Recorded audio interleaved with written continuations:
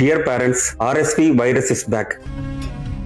இது ஒரு வயசு கீழே குழந்தைங்களுக்கு பரவுது. இது மோஸ்ட்லி ஃபர்ஸ்ட் 2 days பாத்தீங்க அப்படின்னா சாதாரண இருமல் சளி மைல்டான ஃபீவர் ஆரம்பிக்குது. ஒரு 3rd டேல இருந்து 5th டே பாத்தீங்கன்னா சில குழந்தைங்களுக்கு பாத்தீங்கன்னா மூச்சு வாங்குறது, அல்லக்கட்டி இழுக்கிறது, செஸ்ட்ல கை வச்சு பாத்தீங்கன்னா கர்கர் சத்தம் கேட்கறது, விடாம அழுகிறது, இது மாதிரி குழந்தைங்களுக்கு மாறுது. இதுக்கு ரெகுலரா நம்ம கொடுக்குற ப்ரோங்கோடைலேட்டர் மருந்தோ ஆன்டிஹிஸ்டமின் டிராப்ஸோ எதுவுமே பெருசா வேலை செய்ய மாட்டேது. இதுக்கு மெயின் ட்ரீட்மெண்ட் நெபுலைசேஷன் வைக்கிறது பிளஸ் ஆக்சிஜன் வைக்கிறது தான் மெயினா வேலை செய்யுது. மத்த மருந்து எதுவுமே பெருசா வேலை செய்ய மாட்டேது. யாருக்கு சீரியஸா அஃபெக்ட் ஆகுதுன்னு பாத்தீங்கன்னா ஒரு வயசு கீழே இருக்க குழந்தைங்க, எந்த குழந்தைங்களாம் நியூ பார்ன் பீரியட்ல ப்ரீடமா பிறந்திருக்காங்களோ, மூச்சு திணறல் ஏற்பட்டுச்சு, ஆக்சிஜன் வச்சாங்களோ அந்த குழந்தைங்க ரொம்ப சிவியரா அஃபெக்ட் ஆகுது. இந்த இடம் தான் தெரியல இடம்.